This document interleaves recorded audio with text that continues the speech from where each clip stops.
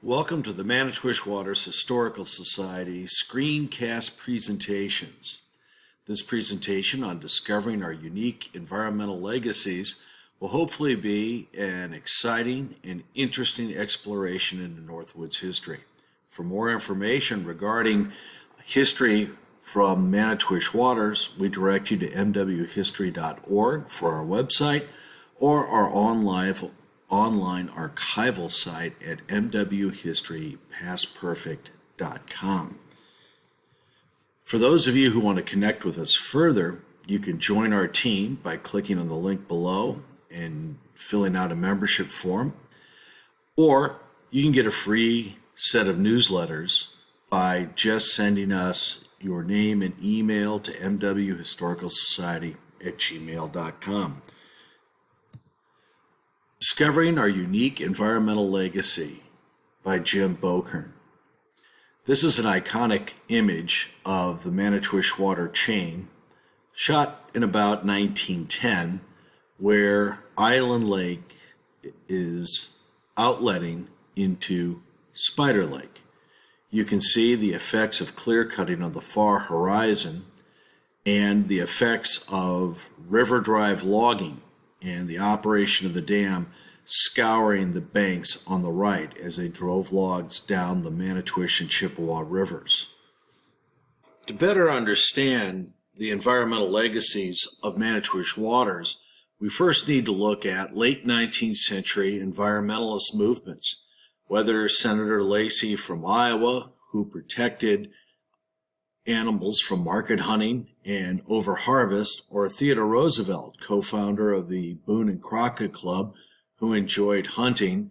These men started to lead environmental efforts of what we would call reservationists. They wanted to create reserves of land as well as laws to protect animals so that we could sustain sporting traditions in America. Later, Roosevelt became president of the United States, and he is standing in a classic image next to John Muir, who was a preservationist environmentalist who wanted to preserve in a pristine state areas like Yosemite. Roosevelt, on the other hand, believed in a more multiple use doctrine, where federal lands and public lands would be used to satisfy the needs of corporations, multi-use advocates like Roosevelt himself, as well as preservationists like John Muir. If you look to the right, you'll see Gifford Pinchot. He was hired by Roosevelt to be the first head of forestry for the federal government. His goal was to protect the trees in federal forest. One of the mentees of Gifford Pinchot was E.M. Griffith. Griffith becomes pivotal later as a budding environmental advocate because he becomes the first forester of the state of Wisconsin. Griffith was a bright young man attending Yale University with a focus on science, mathematics, and engineering.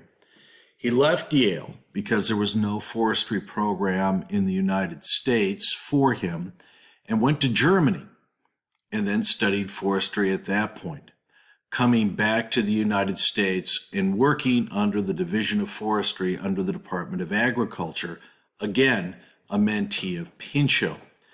When Griffith comes to Wisconsin in 1904, he will bring with him systemic and visionary change. To understand better the kind of environmental issues that existed within Wisconsin, we need to look at what happened during the logging period. Logging restructures much of the environments of the North Woods. First, river drive logging, with white pines being cut down and floated downriver, as evidenced by this dam along the Manitowish River along County K near Boulder Junction. These river drive logging operations will be conducted for decades, modifying the environments of the North Woods dramatically. During the same time, trees that were not accessible by river drive logging are going to be harvested by loggers using railroads. being able to reach further and deeper into the forest and moving those trees that wouldn't float downriver like white or cork pines. This will continue the legacy of industrialized logging in the Northwoods well into the 1920s. Red pine logs being hoisted from Little Star Lake onto railroad cars here illustrate very clearly that Manitowish Waters was dramatically impacted by these logging practices. Rail transport slowly evolved from running logging companies like the Buswell Logging Company on the southern side of Papoose Lake to bringing up tourists. You see a picture on the right-hand side of the image of the Milwaukee Road coming through the area near Rice Creek and heading up toward Big Lake, Clear Lake, and Buswell. This is going to bring a real shift and a new focus within the area of the Northwoods. Another problem facing the Northwoods were the ravages of fires, basically in cutover areas after logging. Tragically, the community of Buswell, 200 to 300 people, burned to the ground in July of 1910, ultimately illustrating the dangers of long-term logging that is left with no clear plans or regulations or fire protection systems. The cutover led to repeated fires, really, from 1904 to the 1930s, and this problem became vexing and plagued much of the area. Some would have argued in northern Wisconsin this was perfectly adaptive because the goal in the southern part of the state was to go from the axe to the plow, and fires would actually facilitate the creation of farms in a pastoral northern Wisconsin. As we look at the first element of Manitowish Waters residents stepping up and really making a difference in regard to environmental practices, some of the earliest records show that resorters were heavily engaged in keeping the fisheries strong in the Manitowish Waters area. The emerging resort industry needed sustainable natural resources, and images like the one here with walleyes and muskies brought many enthusiastic tourists to the region. These images from the Voss collection illustrate how walleye was emerging as a very popular fish and pan fare for both the shore lunch and for dining at local resorts and emerging restaurants. To continue these great fishing traditions, the Commission of Fisheries had created specialized cars for railroads. Following the logging trains, the cars called the Badgers would actually move from Wisconsin fish hatcheries small fingerlings in, as you can see in the lower picture, milk containers. They would be then refrigerated or aerated and shipped on these cars and taken to stops where resorters had made orders with the Commission on Fisheries. Here you can see in Manitowish Waters, as early as 1904, Abe Lefebvre was trying to plant rainbow trout on Big Lake. Wagons needed to meet the train in the town of Manitowish to acquire the fish quickly. That would be the stop as you see on the left. On the right, you see what would be a picture of a wagon or a buckboard that would have to follow the wagon trails to take the fry to the lakes quickly so that the fry would survive and then extend the robust fishery that people in Manitowish Waters desired. Walleye were planted in great numbers. This 1903 documentation from the Commissioners of Fisheries show that George Washington Buck and his son Fayette, as well as A.R. Andrews, were moving plenty of walleyes to the region to keep up our great angling traditions. It's interesting to see how trout were being propagated during this time period. Here in 1908, Calvin Doriot was bringing rainbow trout to Papoose Creek to create a stream fishery. Of Crappie were also advanced in 1916 to diversify the stocking on the Manitowish chain and Manitowish Lake, evidenced in this document here. And finally, perhaps the most interesting one, Big Lake in Vilas County in 1906 had numbers of lake trout brought to it, hopefully to creating a fishery on the scale of Big Trout Lake just down the road toward Woodruff. The second item that is really quite important and quite extensive as far as the traditions of the environmental legacy in Manitowish Waters is the evolution of state forests in our public lands. As you look to the left, you can see a historic image from the turn of the 20th century of Cathedral Point, where the Trout Lake headquarters for Forestry was located for decades. One of my favorite images is on the right. It's a modern picture of the road going into Pallet Lake in full color in the fall. These public land resources really become part of the identity of Wisconsin and the Northwoods experience. And the evolution of those public lands were anything but certain. And Manitowish Waters and the leaders of the community and leaders within the forestry program were here and actively advancing the goals of forestry and protecting the public lands of the state. In 1904, E.M. Griffith becomes the Wisconsin State Forester. As I shared before, he was a mentee of Gifford Pinchot and was very prepared with his training both in Europe and at Yale University. The Forest Reserve Act was passed in 1905, and he was given a great deal of authority to deal with a host of problems facing the forests of northern Wisconsin. He had a great personality, was a very collaborative individual, worked with the governor, the president of the University of Wisconsin-Madison, and even lumber baron Frederick Weyerhaeuser.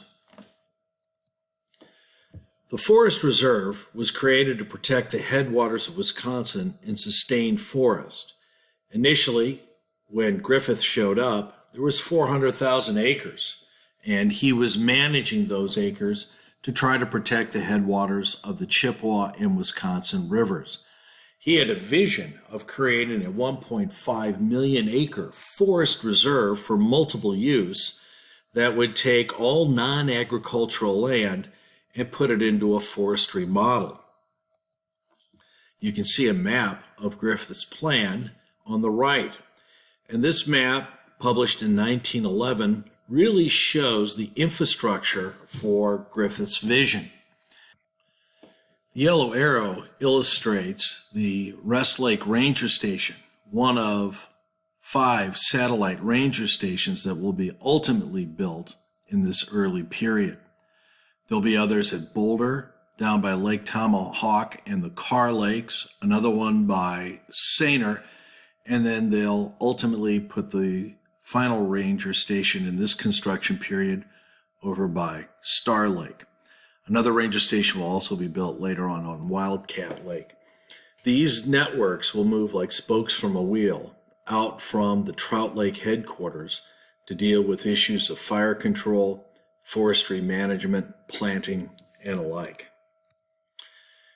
We can see the initial reserve goals of only being 1.289 million, but ultimately we'll see that Griffith will be arguing for up to 2 million acres from Vilas, Oneida, Forest, Iron, and Price County to be added to the Forest Reserve.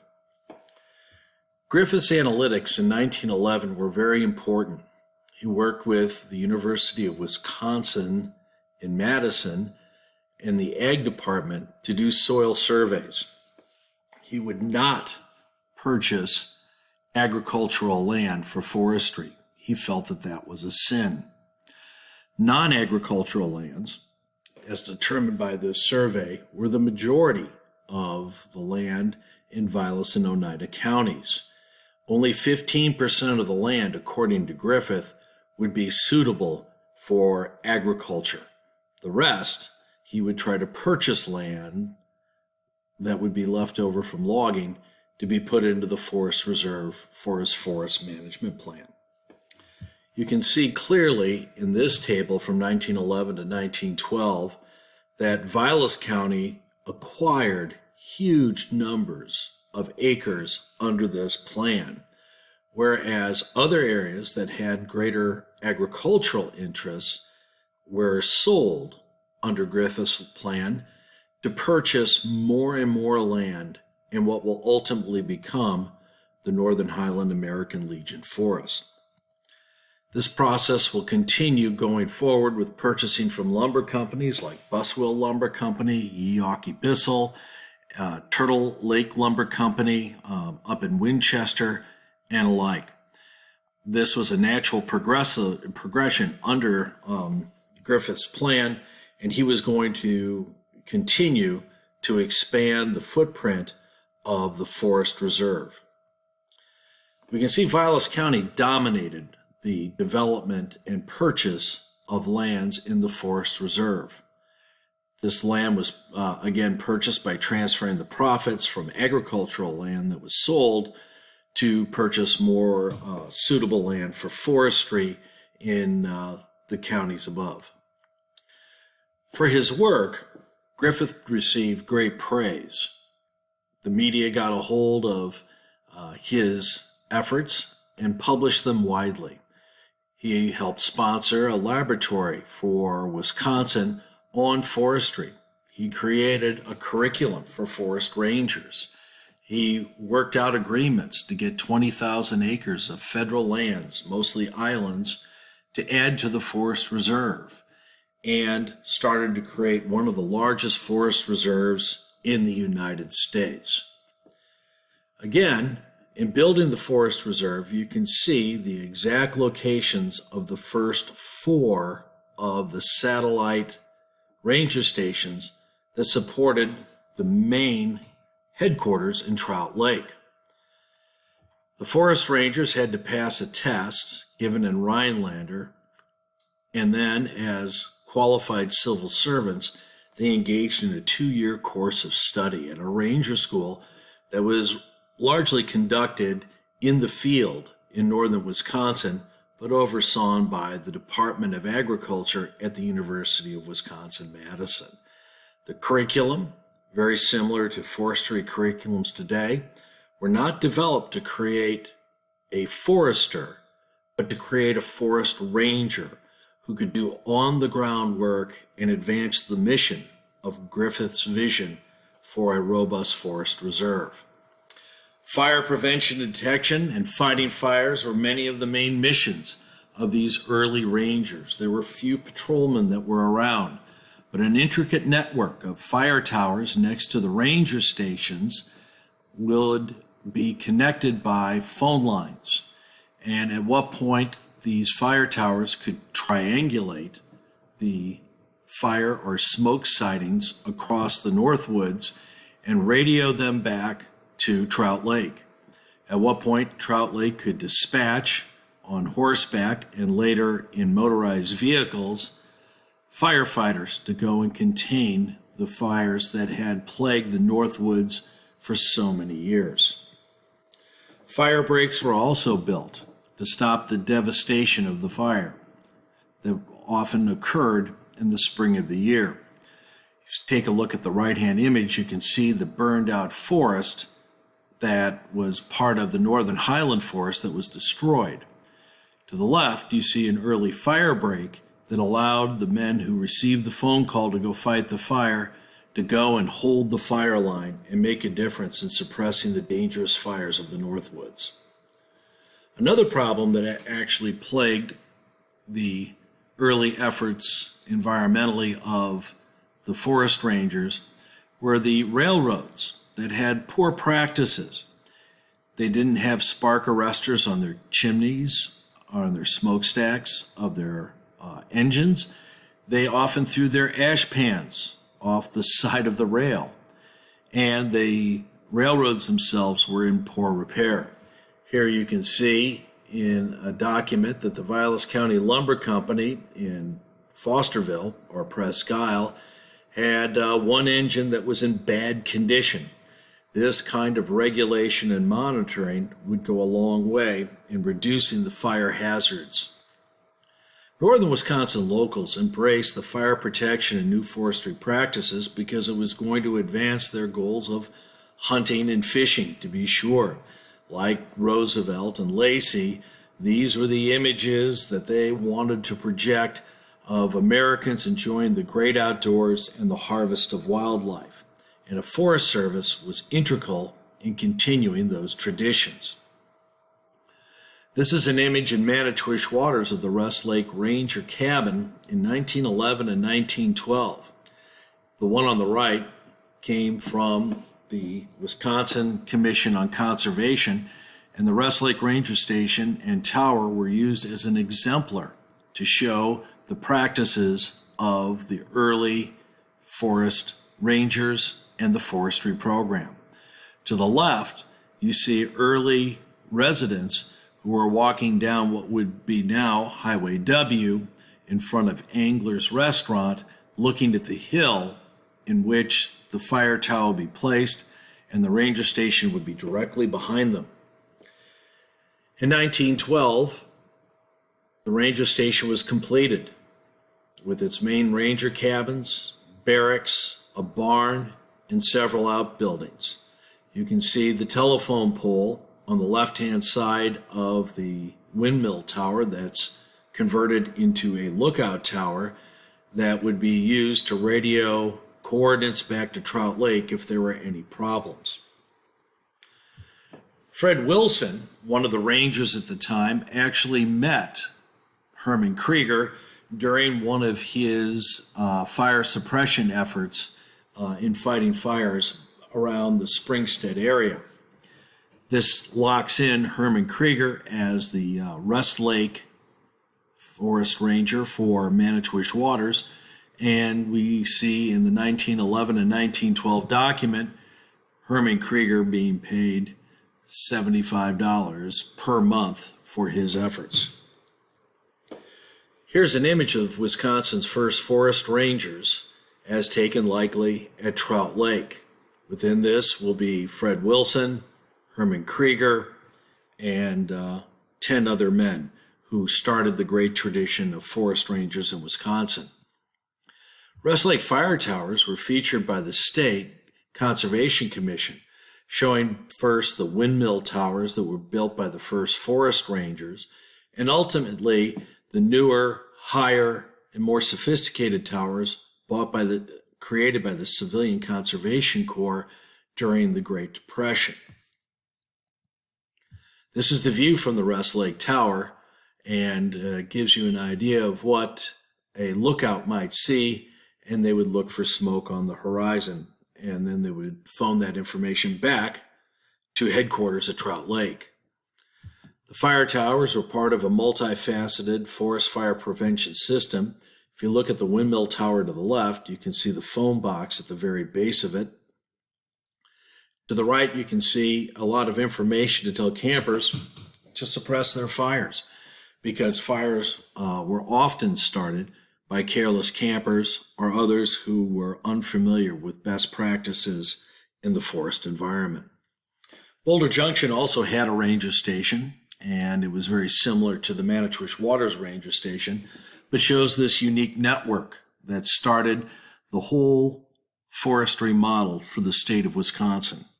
The Russ Lake Ranger Station benefited from tree planting, as did the Oxley Ranger Station, which was Boulder Junction, Sainer, and Star Lake. Another interesting element of the early efforts by the Department of Forestry under Griffith was to create state-leased land lots that would extend the opportunity of having either a campsite or a cottage site to residents of the United States for a very nominal price. Russ Lake was one of those lakes that were targeted for these leased lands.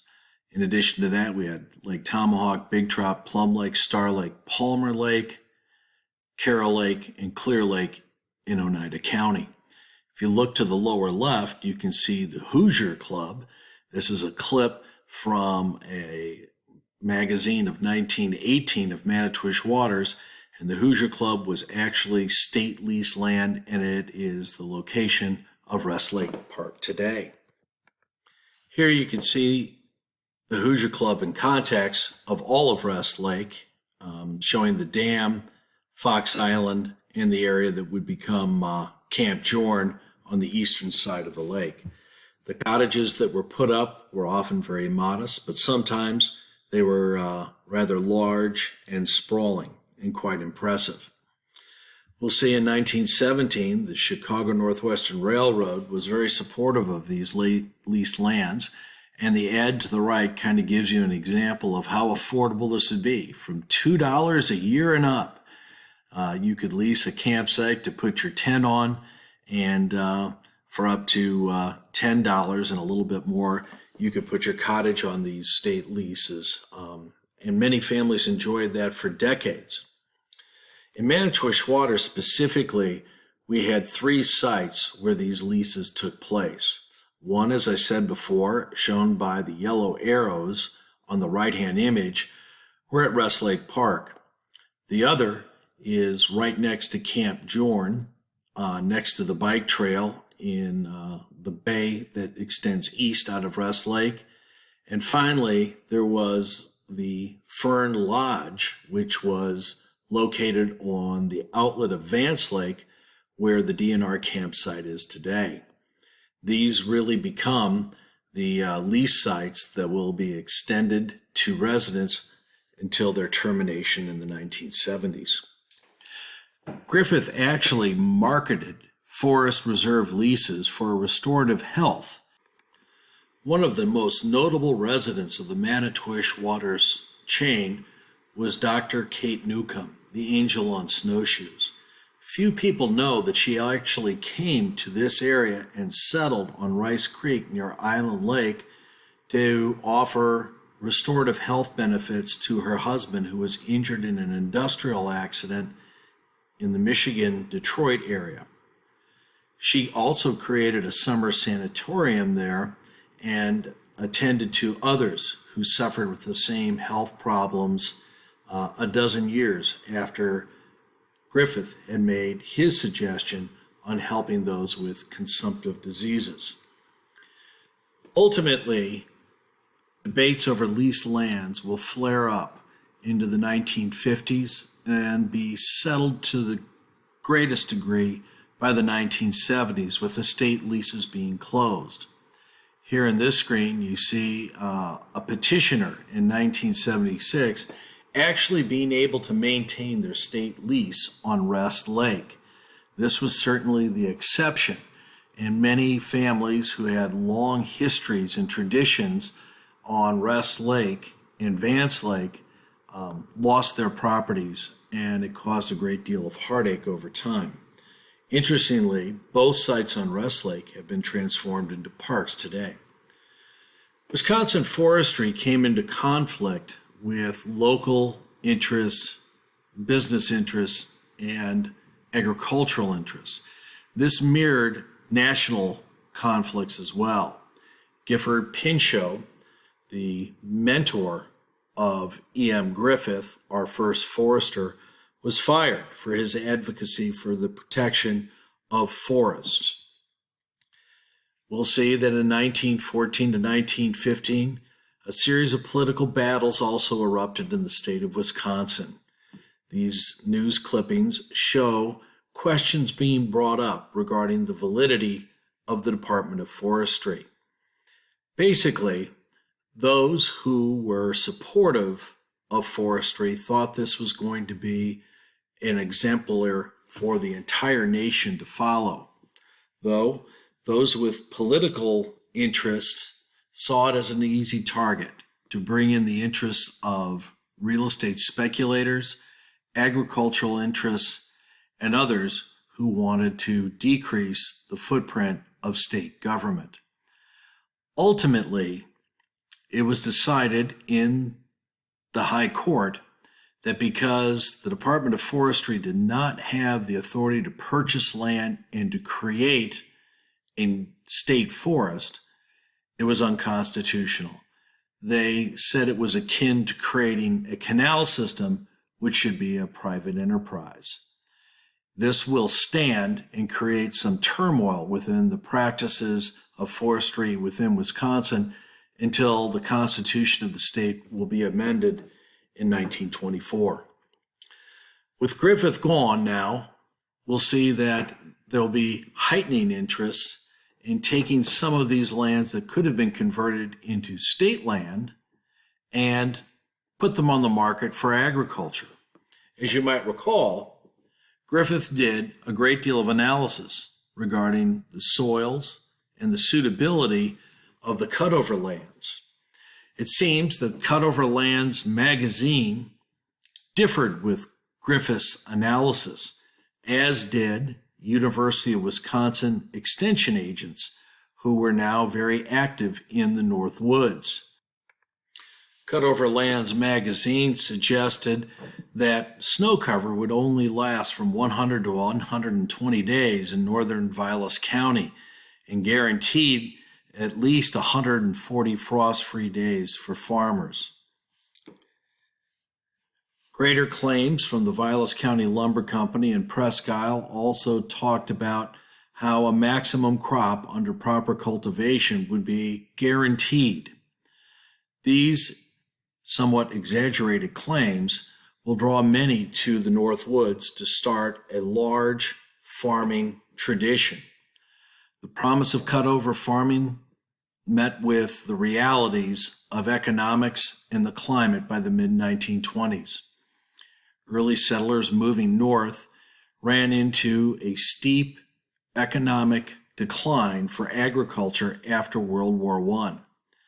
This will create a downturn in agriculture, and as you look at the right, a lot of farms being abandoned.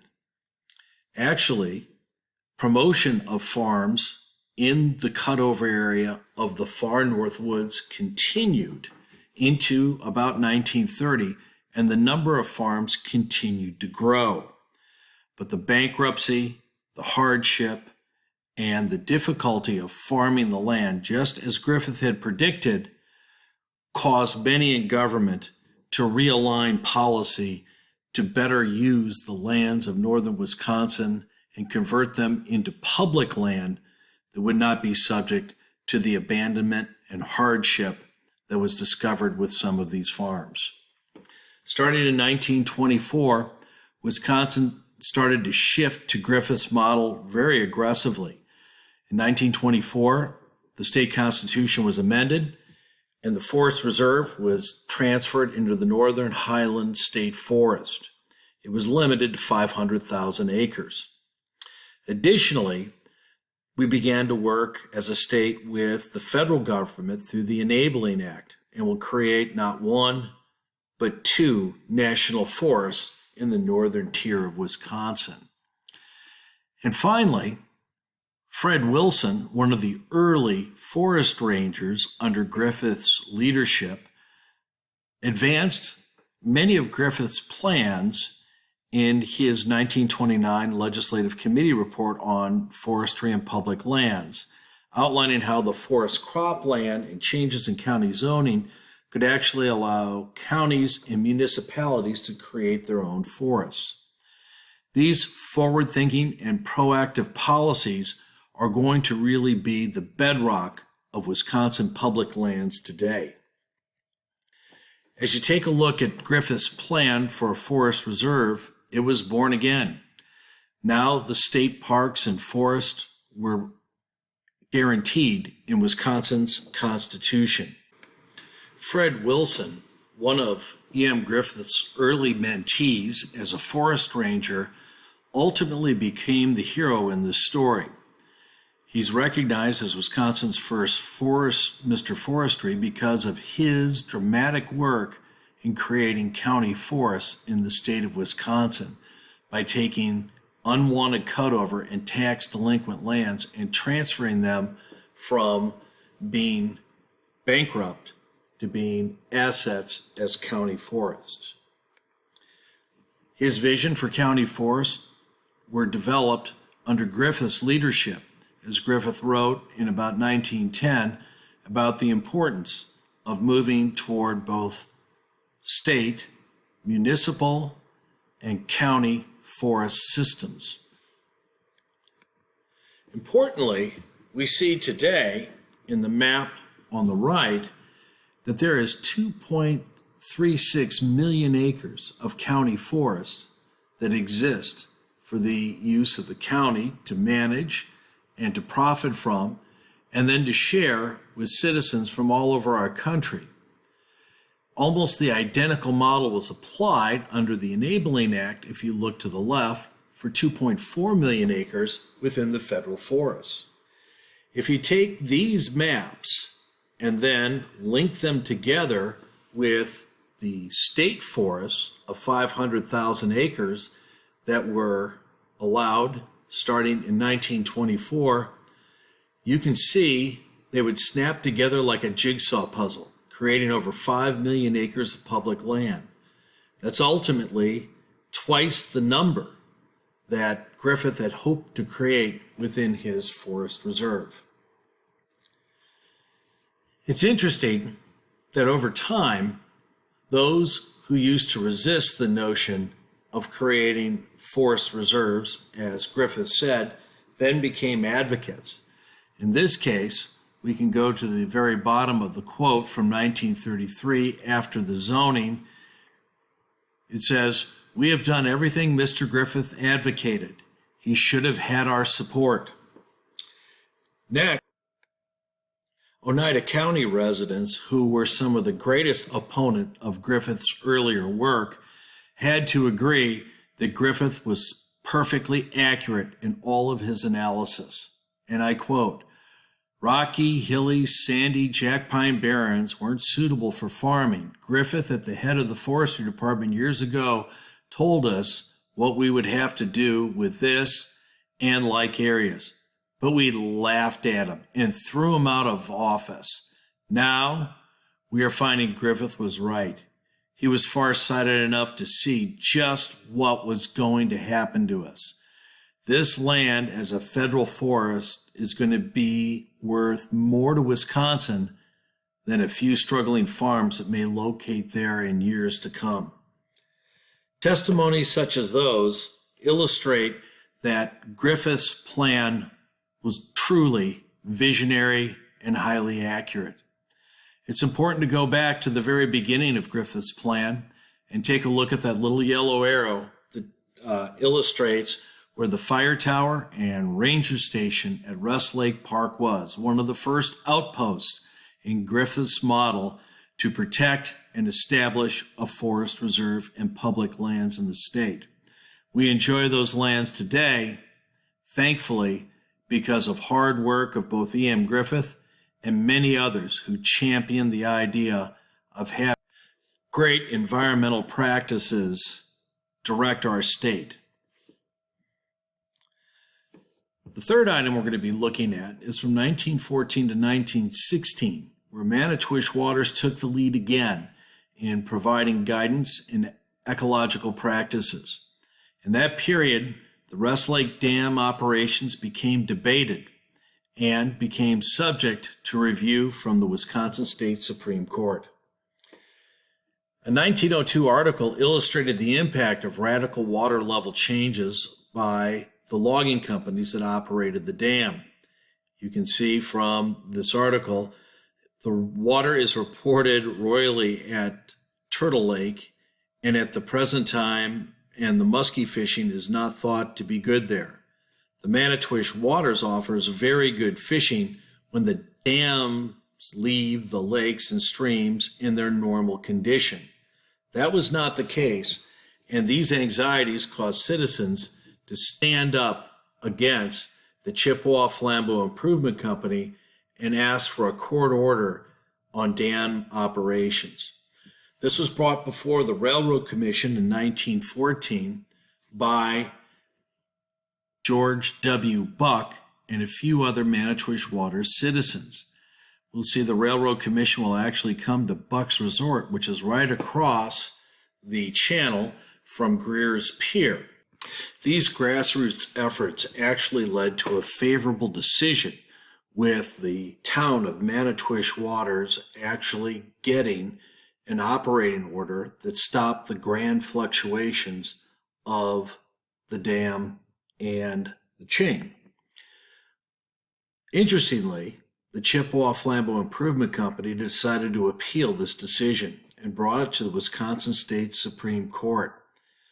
Review of documents and investigation of original ownership will illustrate that the Chippewa and Flambeau Improvement Company did not have complete authority, and that the log driving practices of increasing the head of water on the chain 16 feet, that's 8 feet above normal operating orders that we use today, and then dropping them to 0 feet, that would be 8 feet below our operating orders today, within a few months, had created indeed hardship and turmoil for landowners. Okay, as much as 30 large green trees were sliding into the lakes en masse. This was likely on Spider Lake, and we see evidence of that on Spider Lake with these trees right here that stick up out of the water. Underwater in Spider Lake, I've also discovered trees that are rooted and standing straight up in the bottom of the lake in 20 to 35 feet of water, all part of these huge collapses of shoreline because of the early dam operation practices. Ultimately, the original decision was affirmed by the United States Supreme Court, and this will start the process in which Manitowish Waters will have this unique operating order. This will be challenged 2 other times in the 1930s and then in 2010. Ultimately today, the operating orders pretty much stand as they were decided in the original decision from 1914. The 1914-1916 decisions had a stunning effect. The Chippewa-Flambeau Improvement Company, wanting to use water to be a resource to sell downstream to other industries, decided to start an ambitious project, and they developed what will ultimately become the turtle flambeau flowage. E.R. Sherry, who is one of the lead holders in the Chippewa-Flambeau Improvement Company, made it his mission to purchase all the land around the turtle flambeau flowage, so he could not sustain the kind of legal losses that he had in Manitowish Waters. Ultimately, the turtle flambeau flowage will be transferred to state ownership as a scenic waterway and become an unprecedented fishery. The item that we're looking at next is about depressionary fish hatchery and fishway activities along the Manitowish Waters Dam on Rest Lake. This is item number 4. In each case, we're going to take a lead as a community, showing the rest of the state how to promote environmental practices.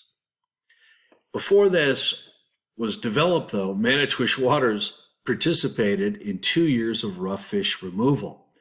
It was argued that rough fish, such as suckers, were a real problem, and the Conservation Commission, which will ultimately be the DNR, came to Rest Lake and removed literally tons of suckers in both 1929 and 1930. By the end of 1930, the 2-year total was over 21 tons of rough fish or suckers were removed because they were seen as a threat to game fish. The Depression caused the state to really have to shift its fish hatchery models.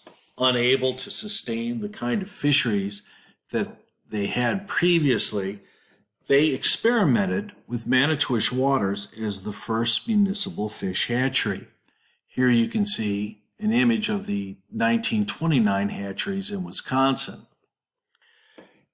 If you look to the left, you see in 1932, Spider Lake, actually we were called Spider Lake, not Manitowish Waters, until about 1939, was the first of these new kinds of hatcheries. It was a great success. If you look to the right, by 1936, new hatcheries were popping up all over the Northwoods to try to follow the environmental stewardship model that was created here in Manitowish Waters. The operating below the dam of Rest Lake, the MW Fish Hatchery, proved to be a great solution in sustaining the key resources of fisheries.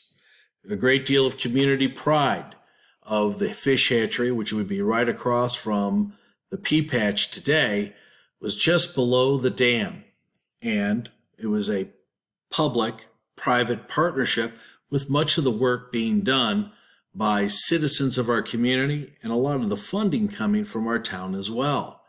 Community members would use fight nets to go and capture walleyes and muskies and strip spawn and milt from the fish, and they would then mix those together and create fingerlings. Spawn fish were all released by our town's members. As the 1936 map indicated, many other communities in the DNR and CCC followed by creating a series of fish hatcheries throughout the Northwoods that were run by municipalities. Mercer created almost an identical fish hatchery below Lake of the Falls in the Turtle Flambeau flowage. We'll see that the CCC camps will create several of these small kind of fish hatchery areas and sprinkle them around the entire region, starting in 1935. If you take a look at the left, this is a fish hatchery that was created just below Big Lake.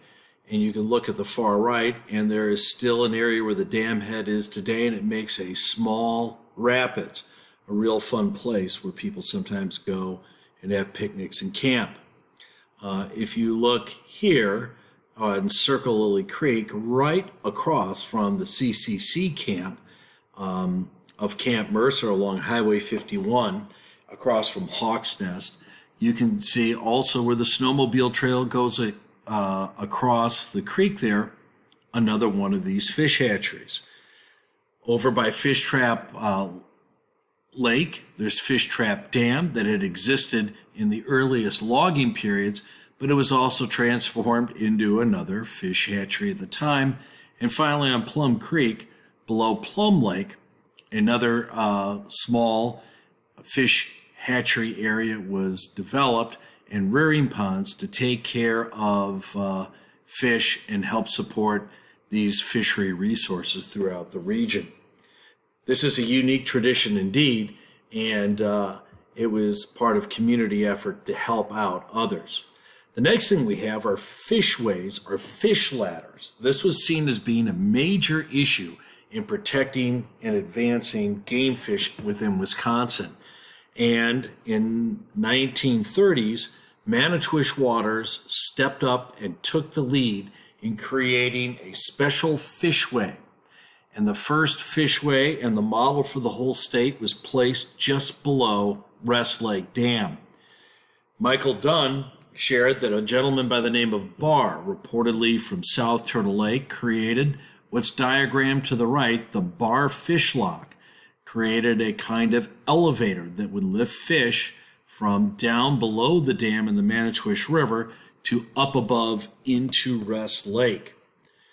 You can see here from a 1937 aerial photo the two squares where the fish lock began in the river, capturing fish, and then lifted them to a holding area above where they can migrate up into the chain again.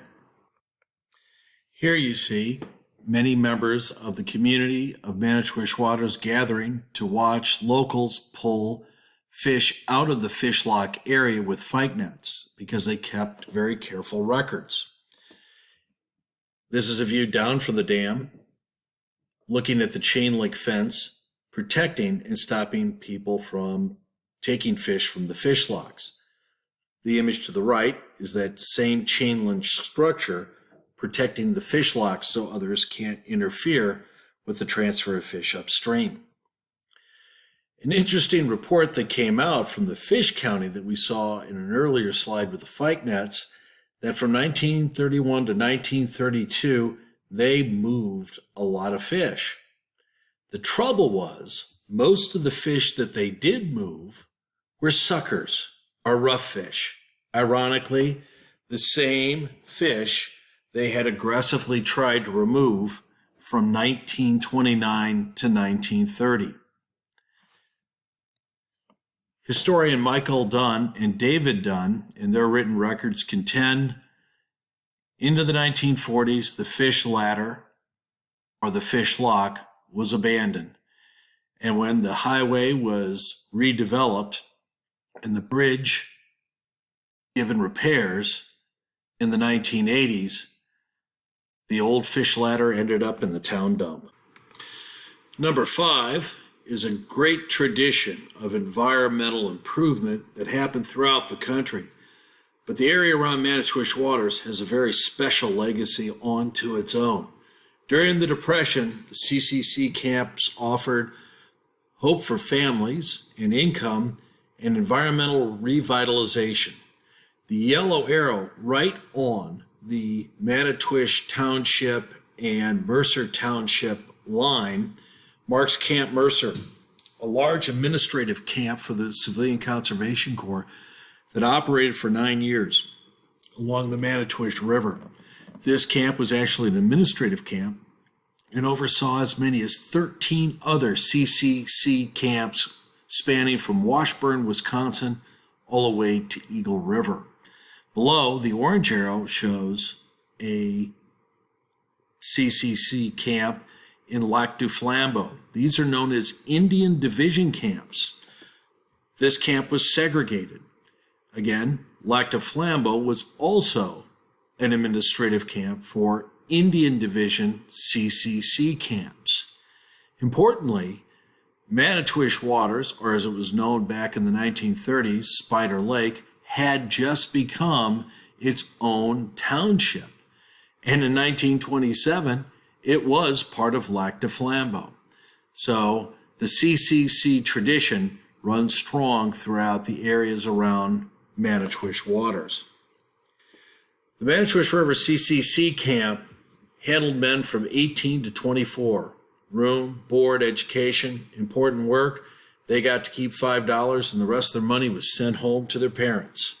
You can look to the right on the topographical map that shows a box just south of Highway 51 where Camp Mercer existed. This is a formal map of Camp Mercer in 1934 showing the sprawling campus going from the ranger station, again showing the strong environmental connections, all the way through the barracks and alike. CCC camps were run and operated by the United States Army, though this particular CCC camp was a state forest camp and worked on environmental projects supporting state forest rangers. Here are some images from a postcard we've discovered of the sprawling CCC camp at Camp Mercer. And this is an aerial photo showing its military organization and the large structure. It's more than twice the size of other CCC camps in the other areas because of its importance and administrative stature. This front gate is a classic view of what it looked like to come in off of old Highway 51, now the Mercer Bike Trail, into what was Camp Mercer. The barracks and the barrack quads were easily identified, and 200 or more men would occupy this camp at any given time. The river was a big part of the identity of Camp Mercer, and here you can see a wonderful view of the barracks and the steps down to what will become the swimming hole for the boys in the CCC camp. A distant reminder, and the only real standing structure left regarding Camp 660 or Camp Mercer, is a dynamite shack that is west of the camp along a logging road. We'll see that during this time in forestry projects, they followed the ideas of E.M. Griffith very closely. because they were supervised by state forest rangers. They built fire towers, rebuilding the one in Rest Lake. They also did fire lane construction, put up phone lines, and fought fires themselves. They did fish rescue, fish habitat improvement, and the list goes on and on. CCC boys were called the Tree Army by FDR and those in the New Deal during the Great Depression, and many of these young men planted plenty of trees throughout the Northwoods. Annual output of forestries jumped during the CCC days, as illustrated in the graph on the left, and to the right, game refuges were created. Probably a little-known fact was that a game refuge was actually started right across Highway 51 from Camp Mercer and stretched all the way up to County J in Iron County. It was going to be a huge game refuge, but ultimately was never completed because of the demands of World War II. Construction was an important part of the duties in the CCC camp, whether it's road construction or, to the right, building the Mercer Ranger Station, which ironically is just being decommissioned as this presentation is being recorded. Bulldozing and other kind of vocational skills were developed, as well as book skills. Some students actually were coached on how to advance their degrees. Reviews and surveys of CCC enrollees indicated some of these men came in with a fourth grade education. Others had college degrees. It was truly a mix of American citizens, most of which hailing from all parts of Wisconsin. It's interesting, as the war started and the CCC camps were decommissioned, there was a huge effort in Wisconsin to actually have women come and take over the CCC camps. From the Wisconsin Garden Club, I will read a quote that is really quite revealing. "We know that the element of time is a big factor in forest production, and therefore protest discontinuing of our Civilian Conservation Corps. We know that the young men are needed in the fighting forces, but we are sure that the young women of America are in no way inferior to the young women of our allied countries, and we are ready to prove that we can do our share in the forestry protecting and planning program. All we ask is a chance. This means, of course, that our Congress must give us a chance by voting us funds enough to send young women into the camps to carry on the work of the Civilian Conservation Corps boys started." This was a great notion and a patriotic tribute to the hard work of the CCC boys. But as the captions up above illustrate, indeed, America is going to call on the strength of women throughout our country to do important work as far as mobilization for the war effort in so many levels, whether it would be industry or within military service itself. The last episode of Manitowish Waters' environmental legacy is the Wisconsin Youth Conservation Corps, a unique plan that really mirrored the CCC program from the 1930s. Many residents of the area confuse the YCC camp, or the Discovery Center today, with the CCC camp. They were very different indeed. Gaylord Nelson created the Wisconsin Youth Conservation Corps in 1961. It's part of his environmental leadership, as he also created Earth Day. State House Lake, Wisconsin Youth Conservation Camp was one of the first three created in Wisconsin in 1961, and it stood as a standard until its close in the 1990s. We see that the testament of the success of Wisconsin's YCC program is that in the 1970s, the federal government established its own youth conservation program that still goes on today. Wisconsin, and specifically The YCC camp at State House Lake in Manitowish Waters was part of the pioneering groups that led this movement forward. Robert Burmaster, State House Lake camp director for most of the years, stressed that the original intent was to get work done in an outdoor atmosphere. Burmaster left an indelible mark, and many alumni of State House Lake talk about how it was one of the most pleasurable and defining moments within their lives.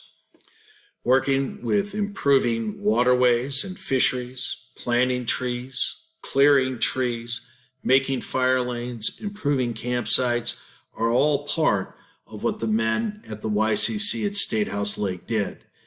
Working for room and board like the CCC boys just a few miles away on the Manitowish River, they swam instead in State House Lake and built the pier, the sauna, and all the elements that are in the North Lakeland Discovery Center that has a pristine waterfront, thanks to the YCC boys. For over 30 years, State House Lake YCC contributed dramatically to protecting the state parks, wildlife areas, forests, streams, and lakes within the Northwoods. Today, the North Lakeland Discovery Center operates on the campus of the YCC camp, advancing many of the same goals and educational themes that were embraced by Gaylord Nelson and his vision. The YCC tradition carries on with certain programs that are run at the North Lakeland Discovery Center by Iron County and other community groups. And if you look at the lower right, you can go on YouTube and see videos that illustrate YCC camps operating throughout the United States as a federal program, as it does in Blackwell, Wisconsin, near Wabeno today. I hope you enjoyed our review of Manitowish Waters' environmental legacy. For a small community in northern Wisconsin, we have a long and robust tradition of setting precedents and standards in environmental stewardship. We look forward to sharing other large presentations like this with you through screencasts. Be sure to give us input at our website through our email address so we can do a better job for you. Thank you.